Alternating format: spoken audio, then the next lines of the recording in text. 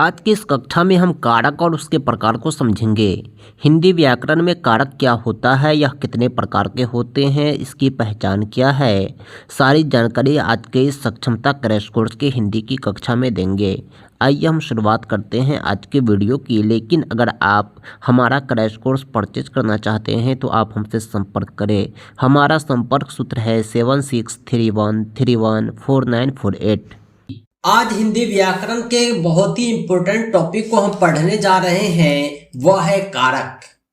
कारक होता क्या है, आइए आज हम जानते हैं। वाक्य में जिस शब्द का संबंध क्रिया से होता है उसे कारक कहते हैं।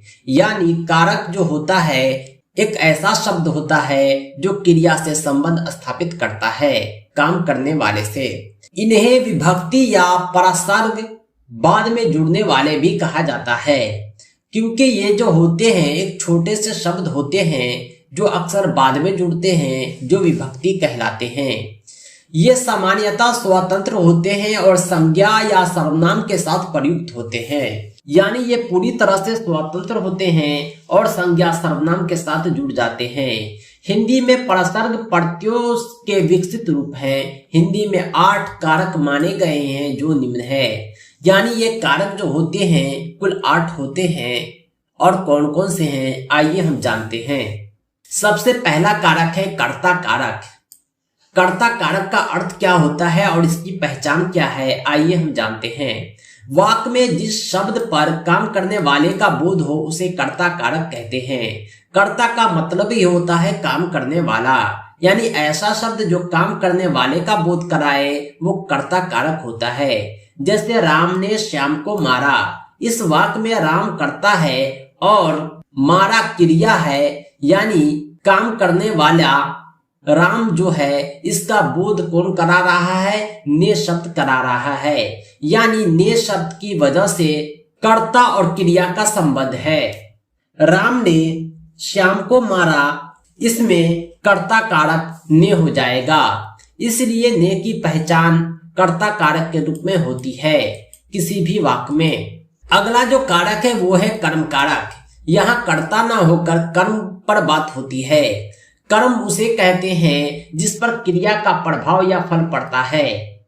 जैसे राम ने श्याम को मारा, यहाँ पर कर्ता राम है और मारने वाले का फल किस पर पड़ रहा है, श्याम पर पड़ रहा है, इसलिए श्याम जो होगा वो कर्म होगा। यहाँ श्याम के साथ कारक चिन्ह को का प्रयोग हुआ है, श्याम को मारा, इसलिए को जो होगा कर्म कारक हो जाएगा। सही विभक्ति इसका हो गया को। अब हम जानते हैं करण कारक के बारे में। करण का अर्थ होता है साधन संज्ञा का वो रूप जिससे किसी क्रिया के साधन का बोध हो, उसे करण कारक कहते हैं। जैसे शिकारी ने शेर को बंदूक से मारा, कहने का मतलब यह हुआ कि कर्ता और कर्म के साथ एक साधन संज्ञा भी आ गया। इसी साधन संज्ञा के आधार पर कर्ता ने कर्म के साथ काम को अंजाम दिया है। यह साधन संज्ञा जो होता है वो करण कारक होता है। इस करण कारक वाले वाक्य में जो साधन संज्ञा होगा वो करण कारक होगा और इसका जो विभक्ति चिन्ह है वह से, के, द्वारा, के कारण, के साथ, के बिना आदि सभी हो सकते हैं, क्योंकि कर्ता और कर्म के साथ इस साधन संज्ञा के उपयोग के लिए किसी भी विभक्ति चिन्ह का प्रयोग किया जा सकता है। अगला जो कारक है चौथा कारक वो है संप्रदान कारक। संप्रदान उसे कहते हैं जिसके लिए कुछ किया जाए या जिसको कुछ दिया जाए। इसका बोध कराने वाले शब्द को संप्रदान कारक कहा जाता है। जैसे उसने विद्यार्थी को पुस्तक दी, वाक्य में विद्यार्थी संप्रदान है और इसका चिन्ह को है। संप्रदान का अर्थ ही होता है जिसके लिए कुछ किया जाए या जिसको कुछ दिया जाए, और इस बीच में जिस विभक्ति का प्रयोग हो रहा है उसे संप्रदान कारक कहते हैं। अगला जो कारक का प्रकार है वो है अपादान। अपादान का मतलब होता है अलग होना। वाक्य में जिस स्थान या वस्तु से किसी व्यक्ति या वस्तु की पृथकता अथवा तुलना का बोध होता है वहां अपादान कारक होता है। अपादान कारक में से का प्रयोग होता है। मैं अल्मोड़ा से आया हूँ, ये जो है मैं जो है अल्मोड़ा से अलग हो गया, इसलिए अपादान कारक से हो गया। मैं जोशी जी से आशुलिपि सीखता हूँ। यहाँ पर तुलना का बोध हो रहा है। जोशी जी क्या सिखा रहे हैं? आशुलिपि सिखा रहे हैं, इसलिए यहाँ पर से जो है अपादान कारक हो जाएगा। अगला जो प्रकार है वो है संबंध कारक। संबंध कारक में संबंध स्थापित किया जाता है संज्ञा या सर्वनाम के जिस रूप से किसी अन्य शब्द के साथ संबंध या लगाव प्रतीत हो उसे संबंध कारक कहते हैं। कहने का मतलब यह है कि इसमें संज्ञा या सर्वनाम का संबंध जो होता है किसी और शब्द से होता है।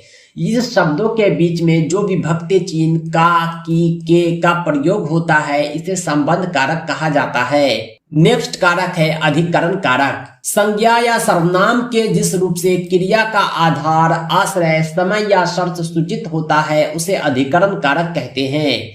इसके प्रसर्ग यानी कारक चिन्ह में घर है, यानी अधिकरण कारक में जो होता है इसमें यह बतलाता है कि क्रिया का आधार क्या है, उसका आश्रय क्या है, समय क्या है और शर्त क्या है।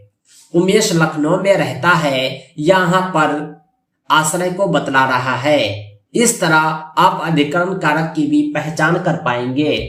कारक का जो अंतिम प्रकार है वो है संबोधन कारक। संज्ञा के जिस रूप में किसी को पुकारने की, चेतावनी देने की, सावधान करने की या संबोधित करने का बोध हो उसे संबोधन कारक कहते हैं। नॉर्मली हम संबोधन में भी यही करते हैं कि किसी को पुकारते हैं या चेतावनी देते हैं या उसे सावधान करते हैं, यानी किसी ना किसी को हम संबोधित कर रहे हैं। इसलिए ऐसा शब्द जो संबोधन में प्रयोग होता हो जैसे हे, अरे, अजी, रे, ये सब संबोधन कारक होते हैं। जैसे किसी ने कहा हे राम रक्षा करो, यानी ये जो है संबोधन कारक का चिन्ह हो गया।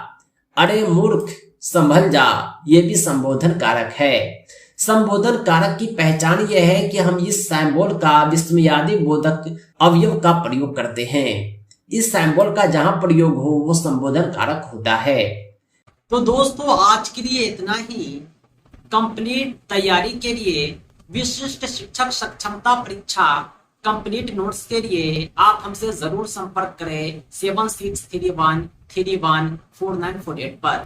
पाठ्यक्रम आधारित संपूर्ण अध्ययन सामग्री के माध्यम से कम समय में आप बेहतर तैयारी कर पाएंगे और अपनी सफलता सुनिश्चित कर पाएंगे और राज्यकर्मी का सपना आपका पूरा हो पाएगा। दोस्तों इस सक्षमता परीक्षा के नोट्स और अपडेट के लिए आप हमारी वेबसाइट www.teacherahmed.com को भी विजिट करें। साथ ही साथ हमारे एंड्रॉयड ऐप टीचर रहमत को प्ले स्टोर से जरूर डाउनलोड करें। इसका लिंक आपको इस वीडियो के डिस्क्रिप्शन में भी मिल जाएगा। दोस्तों आज के लिए इतना ही। हम मिलते हैं नेक्स्ट वीडियो में एक अमेजिंग टॉपिक के साथ।